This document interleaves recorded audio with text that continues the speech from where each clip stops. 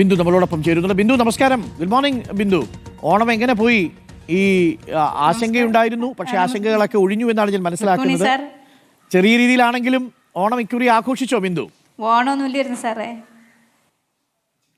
ഇല്ല ഓണമൊന്നുമില്ലായിരുന്നു. അത് ശരി. എനിക്ക് തോന്നുന്നു ഇതിന്റെ ഒരു സങ്കടം ഇപ്പോഴും മാറിയിട്ടില്ല അല്ലേ ബിന്ദു? അതുകൊണ്ട് സാറേ, അതുകൊണ്ടാണ് ഓണം ആഘോഷിക്കാത്തത്. ബിന്ദു, ഇപ്പോ ക്രൈംബ്രാഞ്ചിന്റെ റിപ്പോർട്ട് വന്നിട്ടുണ്ട്, അറിഞ്ഞു കാണുമല്ലോ. പോലീസുകാർ കള്ളക്കഥ മെനയുകയായിരുന്നു എന്നാണ് പറഞ്ഞത്. അതായത് ബിന്ദു പറഞ്ഞതെല്ലാം ശരിയാണ് എന്നാണ് ക്രൈംബ്രാഞ്ച് പറയുന്നത്. എന്തു തോന്നുന്നു ബിന്ദു? സത്യമാണ് സാറേ, ഞാൻ ചെയ്യാത്തൊരു തെറ്റാണ് അത്.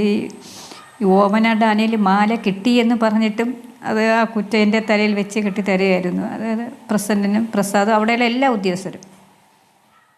ഓക്കെ, ബിന്ദുവിന് ഈ പോലീസ് സ്റ്റേഷനിൽ നേരിട്ട അനുഭവത്തിൽ ഏറ്റവും മാനസികമായി വിഷമമുണ്ടാക്കിയത് എന്താണ് ബിന്ദു?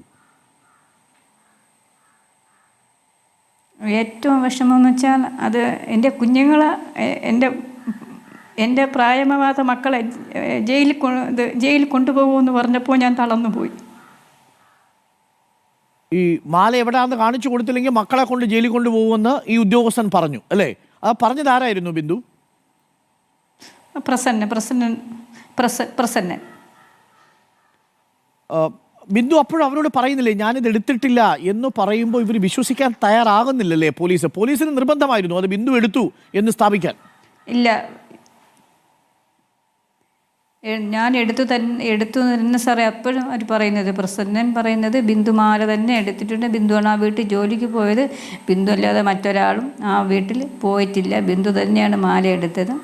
മാല എടുത്തില്ലെങ്കിൽ ബിന്ദുവിനെ ജയിലിൽ കൊണ്ടുപോകും, ബിന്ദുവിൻ്റെ മക്കളെയും ജയിലിൽ കൊണ്ടുപോകും. 17ഉം 15ഉം വയസ്സുള്ള മക്കളാണ് സാർ എനിക്ക്.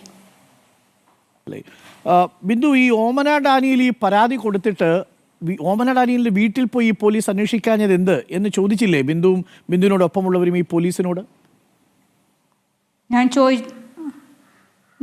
ഞാൻ പ്രസിഡന്റ് എന്ന് പറയുന്ന ഉദ്യോഗസ്ഥനോട് ചോദിച്ചു, സാർ നമുക്ക് അവരെ വീട്ടിൽ പോയി തിരക്കാം എന്ന് പറഞ്ഞപ്പോൾ അവർ ദൈവവിശ്വാസിയാണ്, നമുക്ക് ഭയങ്കര വിശ്വാസമാണ്, അവരെ വീട്ടിൽ പോയി തിരക്കേണ്ട ആവശ്യമില്ല എന്നാണ് ഈ പ്രസിഡന്റ് സാറ് എന്നോട് പറഞ്ഞത്. ബിന്ദുവിനെ ഇവിടെ വെച്ച് ഈ പ്രസിഡന്റ് തന്നെയാണോ വെള്ളം വേണമെന്ന് പറഞ്ഞപ്പോൾ ടോയ്ലറ്റിൽ പോകാൻ പറഞ്ഞത്? ഈ പ്രസിഡന്റ് പറയുന്ന സാറാണ് പറഞ്ഞത്. ബിന്ദു വെള്ളം ചോദിച്ചു അല്ലേ? ഞാൻ വെള്ളം ചോദിച്ചു സാർ, എനിക്ക് വെള്ളം എവിടെ ഇരിക്കണമെന്ന് അറിയില്ല. അവിടെ അതിനകത്തുള്ള അവസ്ഥ, ആ സ്റ്റേഷനിലകത്ത് കയറുന്നവർക്ക് മാത്രമേ അതറിയൂ സാർ, അതിനകത്ത് അനുഭവിക്കുന്നത്. ശരിക്കും അവിടെ കയറുന്ന സമയത്ത് എത്ര മണിക്കൂർ ബിന്ദു സ്റ്റേഷനിൽ ചെലവഴിച്ചിട്ടുണ്ടാവും? അത് എന്നെ വൈകുന്നേരം 23-ാം തീയതി 4 മണിക്കാണ് സാർ ഞാൻ അവിടെ എത്തുന്നത്. അവിടെ എത്തിയതിന് ശേഷം ഫോൺ എനിക്കില്ലാത്തതുകൊണ്ട് സമയമൊന്നും എനിക്ക് അറിയത്തില്ല. എന്തായാലും ഞാൻ വെളിയിൽ ഇറങ്ങുമ്പോൾ 24-ാം തീയതി 12:30-ക്കാണ് ഞാൻ പുറത്ത് ഇറങ്ങുന്നത് സാർ. ആ രാത്രി ഒരു പോള ഉറങ്ങാൻ പറ്റിയില്ല അല്ലേ ബിന്ദു? ഞാൻ പുറത്തിങ്ങനെ ചാരി ഉറങ്ങുമ്പോൾ അവിടെ എന്നെ വിളിച്ചുണർത്തിയാണ് ഈ പ്രസന്നൻ മാനസികമായിട്ട് പറഞ്ഞുകൊണ്ടിരിക്കുകയാണ് സാർ. ഈ രാത്രി മുഴുവൻ ബിന്ദുവിനെ ഈ മാനസികമായി ഇങ്ങനെ മാത്രമേ ഉറങ്ങുള്ളൂ അല്ലേ? ഉറങ്ങാൻ സമ്മതിക്കാതെ ബുദ്ധിമുട്ടിന് ഉറങ്ങുമ്പോൾ ഇല്ല ഉറങ്ങിയിട്ടില്ല സാർ. ഈ വിളിച്ചുണർത്തി എന്താ പറയുന്നത് ഈ പ്രസന്നൻ? മാല കൊടുക്കണം, മാല കൊടുത്തില്ലെങ്കിൽ ബിന്ദുവിനെ അട്ടക്കുളങ്കര ജയിലിൽ കൊണ്ടുപോകും, ബിന്ദുവിൻ്റെ മക്കളെയും കൊണ്ടുപോകും, നിങ്ങൾക്ക് എൻ്റെ ഭർത്താവിനെയും കൊണ്ടുപോകും, നിങ്ങൾക്ക് 4 പേർക്ക് ഇവിടെ സുഖമായി ജീവിക്കാം, മക്കൾക്ക് നല്ല ഫുഡ് കിട്ടും, അവിടെ നല്ല ഫുഡ് കിട്ടും എന്നാണ് പറഞ്ഞത്. ബിന്ദു, അതിനുശേഷം ഈ മാല വീട്ടിൽ നിന്നാണ് കിട്ടിയത് എന്നുള്ളതാണ് ഇപ്പോൾ ക്രൈംബ്രാഞ്ചിന്റെ അന്വേഷണത്തിൽ പറയുന്നത്. ബിന്ദുവിനും അങ്ങനെ തന്നെയല്ലേ മനസ്സിലായത്? പക്ഷെ പിന്നീട് ഈ മാല കിട്ടിയത് എവിടെ നിന്നാണെന്നാണ് ഇവർ പറഞ്ഞത്.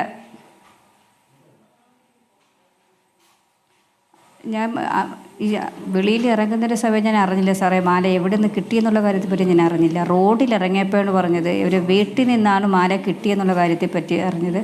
പക്ഷേ എവിടെ നിന്നുള്ള കാര്യത്തെപ്പറ്റി ഞാൻ ക്രൈംബ്രാഞ്ചിൻ്റെ കുറ്റപത്രം വന്നപ്പോൾ സാറ് ഞാൻ അറിയുന്നത്. അത് വീട്ടിനുള്ളിൽ തന്നെ ഉണ്ടായിരുന്നു അല്ലേ? വീട്ടിൽ തന്നെ ഉണ്ടായിരുന്നു സാർ. ഈ അതിനുശേഷം പിന്നീട് എപ്പോഴെങ്കിലും ഈ ഓമന ഡാനിയലോ മകളോ വന്നൊരു സോറി പറഞ്ഞു?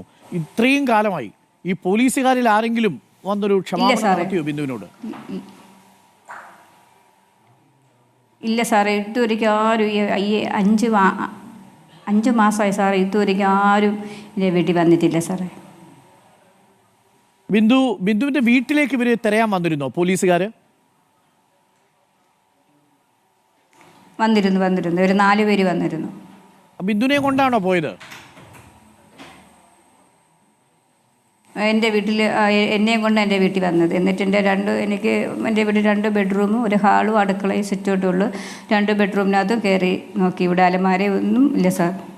അപ്പോൾ ആ സമയത്ത് മുഴുവൻ ഈ നാട്ടുകാർ പുറത്ത് ഇത് കണ്ടുകൊണ്ട് നിൽക്കുന്നുണ്ടായിരുന്നില്ല? അവരുടെ മുന്നിൽ അപമാനിതയായി എന്നൊരു തോന്നലുണ്ടായില്ലേ ബിന്ദുവിന്?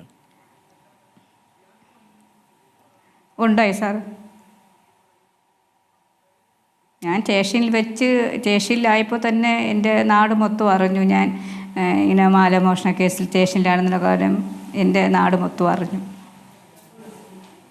ഇതുവരെ ജീവിതത്തിൽ സ്റ്റേഷനിൽ കയറിയിട്ടുണ്ടോ ഇതിനു മുമ്പ് എപ്പോഴെങ്കിലും? ഇല്ല സാറേ, ഞാൻ സ്റ്റേഷനിൽ കണ്ടിട്ടുണ്ട്. സ്റ്റേഷനിൽ കയറിയിട്ടില്ല, പോലീസുമായിട്ട് സംസാരിച്ചിട്ടില്ല സാർ. എൻ്റെ ജീവിതത്തിൽ ആദ്യമായിട്ടാണ് ഞാൻ പേരൂർക്കട പോലീസ് സ്റ്റേഷൻ തന്നെ കാണുന്നത്. ബിന്ദു, ഈ പോലീസുകാർക്കെതിരെ എന്ത് നടപടി വേണമെന്നാണ് ആവശ്യപ്പെടുന്നത്? അവരെ പിരിച്ചുവിടണമെന്ന് തന്നെ ആവശ്യപ്പെടുന്നുണ്ടോ? അവരിൽ പലരും ഇപ്പോൾ ഭയന്നിരിക്കുകയാണെന്നാണ് അറിയുന്നത് ഈ ക്രൈംബ്രാഞ്ച് റിപ്പോർട്ട് കൂടി പുറത്തു വന്നപ്പോൾ. പിരിച്ചുവിടണം സാർ. ഇവരെ ജോലിയിൽ ഇരുത്തരുത്. അന്നും പറയുന്നത് അങ്ങനെ തന്നെയാണ്. ഈ ഉദ്യോഗസ്ഥരെ ജോലിയിൽ ഇരുത്തരുത്, ഇവരെ പിരിച്ചുവിടണം തന്നെ. ഒരു സ്റ്റേഷനിലും അവർക്ക് ജോലിക്ക് ഇവരെ വെക്കരുത്, ഇവരെ പിരിച്ചുവിടണം സാർ. അത്ര എന്നെ ദ്രോഹിച്ചിട്ടുണ്ട്. ഒരു സ്ത്രീ എന്ന പരിഗണന പോലും ബിന്ദുവിന് നൽകിയില്ല അല്ലേ? ഇല്ല, ഒരു സ്ത്രീക്കൊന്നും ഒരു പരിഗണന തന്നിട്ടില്ല സാറേ. എല്ലാവരും കാണക്കെ വരുന്നവരും പോകുന്നവരൊക്കെ എന്നെ നോക്കി കളിയാക്കി ചിരിക്കുക. ഒരു കള്ളിയാണ് എന്ന് വരുത്തി തീർക്കാനൊരു ശ്രമം നടത്തി.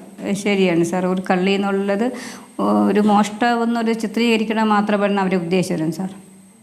ആരെയൊക്കെ പിരിച്ചുവിടണമെന്നാണ് ബിന്ദു ഇപ്പോൾ ആഗ്രഹിക്കുന്നത്? ഈ പ്രസന്നൻ കൂടാതെ പ്രസന്നനും പ്രസാദും, ഇവര് രണ്ടുപേർക്കെതിരെ. പിന്നെ വനിതാ പോലീസുകാർ ആരും എന്നെ ഒന്നും ചീത്തയൊന്നും എന്നെ പറഞ്ഞിട്ടില്ല. ആ 2 പേർക്കെതിരെ. വനിതാ പോലീസുകാരുടെ കാര്യത്തിൽ അവർ ചീത്ത പറഞ്ഞിട്ടില്ല എന്ന് തന്നെയാണ് അല്ലേ? അവർ മോശമായിട്ട് ആ രീതിയിൽ പെരുമാറിയിട്ടില്ല. അവർ പെരുമാറിയിട്ടില്ല. ഓക്കെ. എന്തായാലും ബിന്ദുവിന് അനുകൂലമായിട്ടാണ് ഇപ്പോൾ ക്രൈംബ്രാഞ്ച് റിപ്പോർട്ട് വന്നിരിക്കുന്നത്.